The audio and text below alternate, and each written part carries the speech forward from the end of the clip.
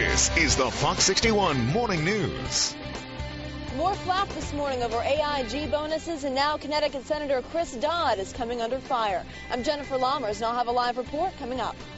Also here in the state, lawmakers are working on a plan to recoup bonus money paid out to the AIG executives. Plus, a man is in trouble with the law, charged with sending threatening emails to state lawmakers. Good morning. I'm Lim Nakrin. I'm in for Rebecca Stewart today. Great to have you here, Joy. I'm Logan Byrnes. Rachel Lutzker's here. Joe Furey's here. Want to kick it off, my friends? Okay, yes. Right. We are going to find this last day of winter with a little bit of rain in it, but once this little shower activity gets out of the way, we've got some great weather to start the spring season. I'll have that coming up. Very nice. Got nothing for you. Nothing for you, which is good. No construction, no delays, nothing. So we're off to a very nice start. Good to hear. See you in a little while. I want to continue now with the outrage over AIG's decision to hand out the millions of dollars in bonuses after, of course, accepting the billions of dollars in federal bailout money. Now Connecticut Senator Chris Dodd is under fire as well, finding himself caught right in the middle of this bonus mess. Fox 61's Jennifer Lammers is live in Farmington right now with the details. Good morning, Jen.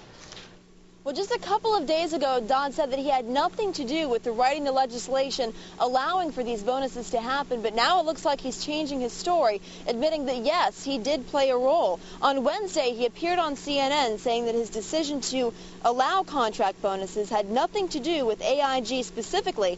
He said, in fact, he didn't even know that AIG was paying out these bonuses until just last week. I apologize if I had some confusion about whether or not we wrote it exactly, but I didn't write it at my own behest. I was being sought out and asked to modify this, with the alternative, quite candidly, being losing the amendment itself. In fact, even a few days after that, you may recall that the administration suggested they were probably going to have to come back and maybe modify this even further.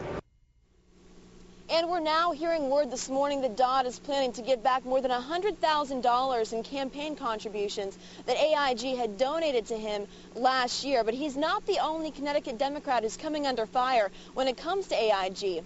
Now, Republicans are accusing Representative Jim Himes of just yesterday blocking a bill that would allow the government to recoup any money that was given back by AIG from these executive bonuses. So that's the very latest from Farmington. For now, though, guys, I'm going to send it right back to you in the studio. Okay, Jennifer, thanks. Meantime, AIG CEO Edward Liddy received a grilling on Capitol Hill yesterday, but he was not at the company when the financial mess began. Now, the government asked him to take over the company 6 months ago. Liddy says he knew there would be outrage, but was contractually obligated to pay the retention bonuses. I've asked those who received retention payments in excess of $100,000 or more to return at least half of those payments. Some have already stepped forward and offered to give up 100% of their payments. Both the Federal Reserve Chairman and the Treasury Secretary will testify on the AIG matter next week.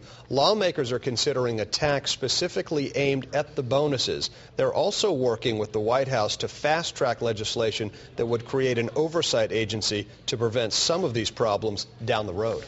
Here in Connecticut, state lawmakers are also working on other ways to get that money back that went to AIG bonuses. One lawmaker is proposing an 80% surcharge tax on the bonuses given to those AIG execs. State Senator Donald Williams says the tax could relieve Connecticut's economic woes and also steer clear of violating any contract law. This would have nothing to do with violating contracts, canceling contracts. This is just a very straightforward way of getting the money back that taxpayers laid out, not expecting that it would go to wealthy fat cats on Wall Street. Get it back for our own benefit to help solve our problems here in Connecticut. The House plans to vote today on that special tax. Meanwhile, Connecticut Congressman Chris Murphy will introduce a similar bill to force companies that receive TARP money to disclose whether they plan to give out bonuses and to get approval beforehand. Governor Rell is also proposing banning bonuses altogether for companies that do receive TARP money. Lawmakers aren't the only ones upset over how AIG and the banks have used their bailout money. There's plenty of outrage on Main Street as well. Fox 61's Nicole Jacobs joins us now, and she's telling us more about this. Nicole? Well, Logan, all across the country, thousands are expected to gather today protesting actions they say they've seen with major banks. since this entire bailout situation began in the fall of last year. We'll go on and take a look at some file video out of Chicago of a past rally. Protesters say CEOs and major players in financial institutions have gone overboard, and the bailouts are making them stronger while our economy and the average working people are getting weaker. So there is a protest planned today at the Gold Building that's right in downtown Hartford, Connecticut, and residents will rally against a major bank here, Bank of America. Protesters are asking Congress to stop with the bailouts, especially if corporate dealers are only propping up themselves financially. They say they're rallying for a plan that could benefit everyone. And that Connecticut protest will begin today at noon. Logan and Joy, back to you. Thank you very much, Nicole. Thank you, Nicole. Did you manage to Thanks get for out? remembering my name. I love Have you guys met? Yeah. No. Did you have a nice day yesterday? Did you manage to get out? I had a great day. You know what? I had a great day, even though I didn't manage to enjoy much of the great weather. But did you? Yeah, it was nice. Got out a little bit. Good. Beautiful out there. Today's not going to be quite as nice. Oh, you might want to grab the umbrella. That is, if you like to stay dry, right, Joe Fury? Oh, that's right, Logan. Yeah, this front's got to come through, and I think we're going to get a little wet here for a while as we go along. You know, yesterday's high was 60 at Bradley, which, you know, is exactly normal for the 15th day of April. Yeah, pushing it along a little bit. You folks down at the shoreline, you didn't have a good day yesterday. It stayed in the 40s in a lot of spots down there with that sea breeze. So now today, everybody stays in the 40s as we have an overcast sky, and we've got a little bit of spotty light rain around this morning for the commute, and then there should be a band of steadier rain that comes through late morning on through early afternoon. So keep the umbrella handy this morning on through early afternoon, but by the time the evening commute rolls around, things should be improving. There's your front with the showers. A couple of showers popping up now in the Hartford area and points on north. So you stand to get a little wet this morning. And, well, once the front moves on by, we are going to have some nice weather. A little bit cool, though, to start the spring season. 40s across the board this morning. Looking for temperatures today that are going to head nowhere. In the 40s with a period of rain this morning on into early afternoon. Cleared out as we go into tonight. 20s to lower 30s. First day of spring on Friday, 44 and sunshine. Temperature up near 50 on Saturday. Low mid-50s sunshine for another beautiful weekend. Out to the roads, Rach. Nothing going on? We're in great shape. Really no problems at all into New Haven this morning. We'll start there. 53, 47, even 59 as far as some of your speeds. So no problems even on 91 South.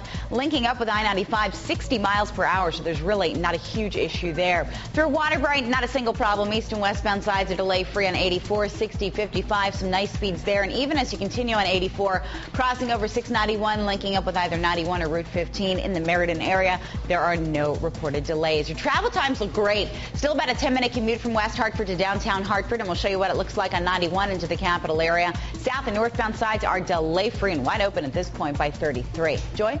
All right. Thank you so much, Rachel. Well, this morning, East Windsor police continue to search for a hit-and-run driver. That driver hit a pedestrian who was walking on North Road early Wednesday morning. The victim was taken to Hartford Hospital, has non-life-threatening injuries. This morning, police are looking for a dark blue sedan with a missing right side mirror. If you have any information, please call East Windsor Police. Meantime, East Haven police are hoping somebody recognizes a burglar caught on home surveillance video. Take a look. Police say this guy forced his way into a house on Strong Street through a side door, stole jewelry, and then took off. So there's the burglar. Do you recognize who this person is? The homeowner had this camera system set up, snapped a shot of the burglar. If you recognize him, please call East Haven Police.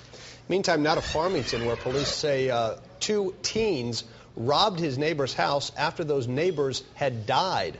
97-year-old Maria Bolia and her son, 72-year-old Michael Bolia, both died of carbon monoxide poisoning back on March 1st.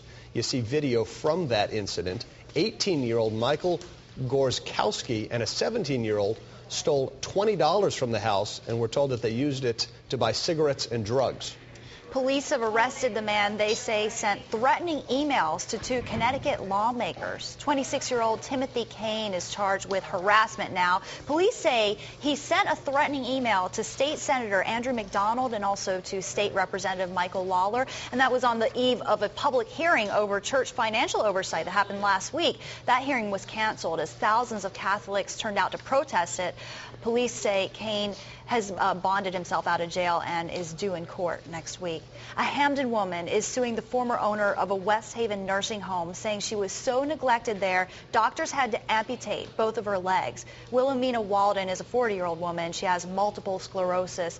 In 2007, her condition got worse, and her family moved her to the Soundview Haven Health Center in West Haven. Just months later, they rushed her to the emergency room with bleeding bed sores that they say are evidence of neglect she suffered at the nursing home. Her attorneys say at that point, doctors had to amputate both of her legs to prevent infection that could have killed her. The cause of a house fire in Rocky Hill yesterday is still under investigation this morning. The call came in just after 2 o'clock yesterday afternoon, and when crews arrived right here at 47 Pratt Street, they say that smoke was coming from the lower level of the house. They tell us everybody got out safely, but firefighters say the home has extensive smoke damage. 10 minutes after 6, we're going to take a quick break. When we come back, we're going to tell you about